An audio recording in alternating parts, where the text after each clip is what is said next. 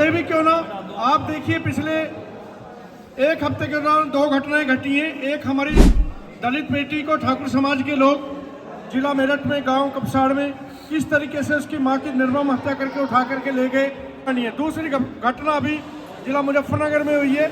वहाँ भी एक कश्यप समाज का लड़का जिसका जिला मेरठ सरदना के पास किसी गांव में उसके साथ लूट हुई और उसको जला करके मार दिया गया। समाज के अंदर जाके बूथ लेवल तैयार करना और लोगों को जोड़ना और ये देखना भी कितना काम हुआ है, उसके बारे में हम लोगों ने समीक्षा बैठक का आयोजन किया। क्या ये बैठक विस्तार से हुई या चुनावी मुद्दे के लिए हुई? नहीं, ये पूरे हमने खाली बूथ लेवल सेक्टर लेवल कहाँ तक हमारा संगठन पहुँचा है उसके बारे में हमारी ये बड़ी गहन समीक्षा बैठक चली है। चंद्रशेखर आजाद जी की भूमिका क्या है इस बैठक के लिए? देखो, चंद्रशेखर भाई के आदेश पे ही हम लोग काम कर रहे हैं, क्योंकि ये तो आपको भी पता है जब तक बूथ लेवल तैयार नहीं होगा, हमारे सेक्टर तैयार नहीं होंगे तो इलेक्शन उनके बगैर नहीं हो सकता। चूँकि हमारी पार्टी अकेले तौर पे आने वाले इलेक्शन लड़ेगी तो उसके लिए संगठन का खाका बहुत मजबूत होना और बहुत जल्द तैयार होना उसकी निहायत आवश्यकता है। क्या यह बैठक विपक्षी दलों को कोई सियासी संदेश देती है? क्या यह बैठक विपक्षी दलों को सियासी संदेश देती है?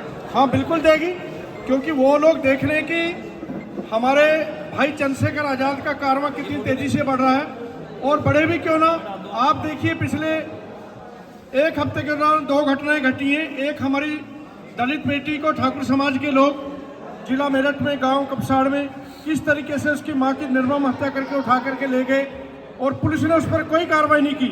और जैसे ही चंद्रशेखर भाई दिल्ली से आए, हालांकि उनको कई जगह बहुत रोका गया, टोका गया, छीना झपटी धक्का मुक्की हुई, लेकिन भाई कहीं मोटरसाइकिल पे कहीं कार से गांव के बीच से पगडंडे से होते टोल टैक्स तक पहुंचे। और जैसे ही वो आए तो आप देखो कि उसी रात को अगले दिन लड़की भी बरामद होगी दी गई।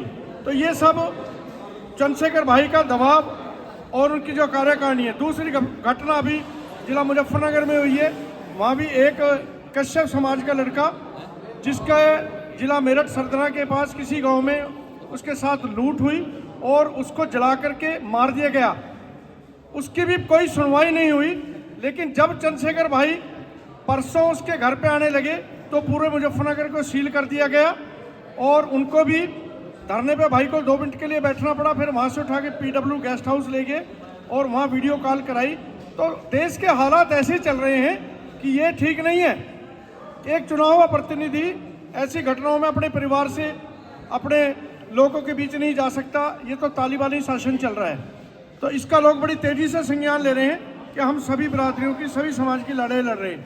आप दूसरी तरफ देखिए, आज हम आपके छुटबलपुर के पास हैं, आपका नज़दीक का ही जो प्रदेश है, कैसे लोग वहाँ एक्स्ट्रा सर्विस मांग रहे हैं, आप लोग देख ही रहे हैं। तो इनके नेता कितने व्यभिचारी हो गए हैं, इनके बड़े बड़े पदाधिकारी कितने व्यभिचारी हैं, ये खेल किसी से खुला नहीं है।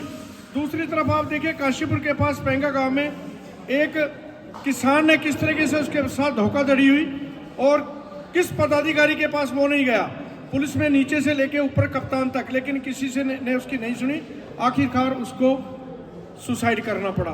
तो देश के हालात ठीक नहीं है और पूरे देश में ही नहीं, पूरे हिंदुस्तान की मैं बात करूं, पूरे प्रदेश की बात करूं तो अब सभी की निगाहें इस न्याय के लिए, साहस के लिए भाई चंद्रशेखर आजाद के ऊपर टिकी हुई हैं और बहुत तेजी से हमारा ये दल बल, हमारा संगठन विस्तार रूप लेता जा रहा है। उसी के लिए आज हमारी ये बैठक थी। बेरोजगारी और महंगाई पे क्या रणनीति बनी है? देखो, बेरोजगारी और महंगाई किसी छुपी नहीं। ज़्यादातर जो उपक्रम है, सरकारी उपक्रम, ये प्राइवेट हाथों में जा चुके हैं। भारत को दोबारा गुलाम बनाने की कोशिश की जा रही है। तो कोशिश यही है कि जब तक चंद्रशेखर भाई सत्ता में नहीं आते, चाहे वो प्रदेश की या देश की, तो तब तक इस पे कोई काम होना थोड़ा मुश्किल ही है। जिस दिन हम सत्ता में आ जाएंगे, हम बिल्कुल दावे से कहते हैं हमारे काम आपको नेक्स्ट डे से ही दिखाई देने शुरू हो जाएंगे।